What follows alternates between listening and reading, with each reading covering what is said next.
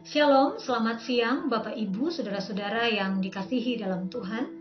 Puji dan syukur kita bisa ketemu kembali lewat renungan singkat GKI Cimahi.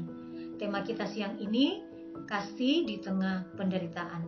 Mari sebelum kita membaca dan merenungkan firman Tuhan, kita bersatu di dalam doa. Kita berdoa. Bapa yang penuh kasih, siang hari ini kami bersyukur kami kembali akan mendengarkan kebenaran firman-Mu. Biarlah Roh Kudus-Mu Tuhan menerangi hati dan pikiran kami, sehingga firman yang akan disampaikan kami boleh mengerti dengan benar. Dalam nama Tuhan Yesus kami berdoa. Amin. Saudara, bacaan kita siang ini diambil dari Yohanes pasal 19 ayat yang ke-26 yang berbunyi demikian. Ketika Yesus melihat ibunya dan murid yang dikasihinya di sampingnya, berkatalah ia kepada ibunya, "Ibu, inilah anakmu." Nah saudara, penderitaan bukanlah hal yang menyenangkan untuk kita bayangkan ataupun kita alami. Sehingga sebagian dari doa-doa kita tentunya berisi permohonan-permohonan kepada Tuhan. Misalnya permohonan supaya dilindungi, dikuatkan, supaya kita disertai Tuhan, kita memiliki kesehatan, bahkan berkat. Nah dengan tujuan agar supaya kita bisa terhindar dari penderitaan. Namun selagi kita masih hidup di dunia ini, tentunya kita masih bisa mengalami penderitaan. Dan seringkali kesulitan hidup dan penderitaan hidup membuat kita menjadi orang-orang yang egois, membuat kita menjadi orang-orang yang hanya memikirkan diri sendiri. Bahkan kita menjadi buta dengan keberadaan orang lain yang ada di sekitar kita. Nah, lewat bacaan kita siang ini, kita akan belajar melalui Tuhan Yesus bagaimana kasih Tuhan tetap memancar meskipun Tuhan Yesus sedang mengalami penderitaan.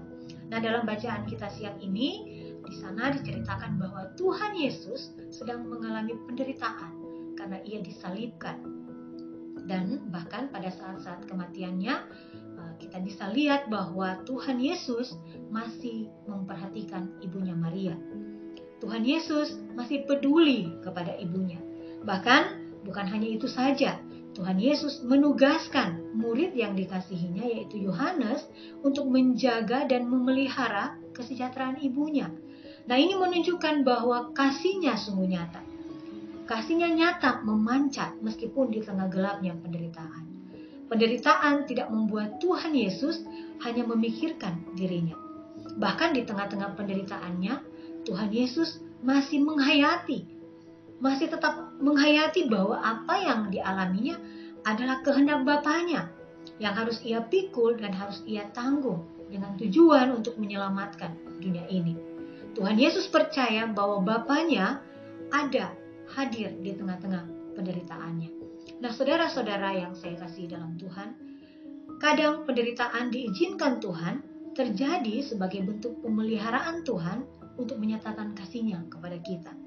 Nah, mungkin saat ini kita sedang mengalami penderitaan. Mungkin saat ini Bapak, Ibu, saudara-saudara sedang menderita karena sakit penyakit, karena kehilangan orang yang dikasihi, menderita karena kegagalan, ataupun menderita karena mengalami bencana alam. Dan mungkin sampai saat ini kita belum memahami apa sebenarnya maksud Tuhan di balik penderitaan kita. Tetapi percayalah bahwa segala sesuatu terjadi atas izin Tuhan. Di balik penderitaan yang kita alami, Allah hadir dan Allah turut bekerja untuk menyatakan kebaikan bagi kita yang mengasihinya. Ketika kita meyakini di tengah gelapnya penderitaan kita, Tuhan Yesus ada, hadir dan memelihara, memproteksi hidup kita, sama seperti yang Dia lakukan kepada ibunya Maria, maka kita pun akan memiliki damai sejahtera. Karena memang rancangan Tuhan adalah damai sejahtera yang penuh harapan. Dan lebih daripada itu, sebagai orang-orang yang telah dibenarkan oleh darah Yesus, dan mungkin saat ini kita pun sedang menderita karena kebenaran akan ketaatan kita kepada firman dan kehendak Tuhan, bersyukurlah.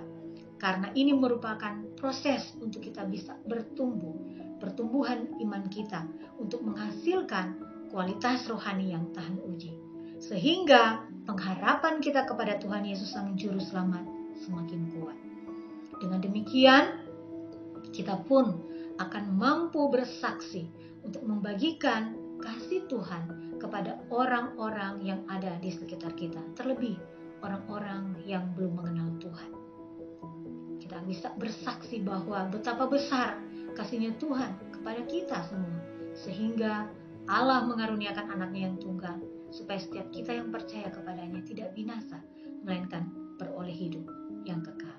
Nah saudara, ingatlah dan pahamilah bahwa Allah adalah kasih, dan semua yang Ia lakukan bagi kita karena kasih-Nya.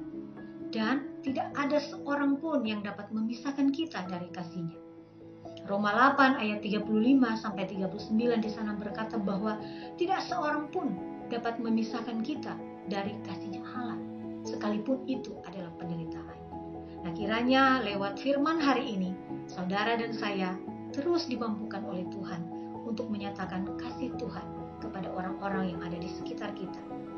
Dan bahwa kasih Allah itu nyata, secara khusus bersama-sama mereka yang lemah dan menderita.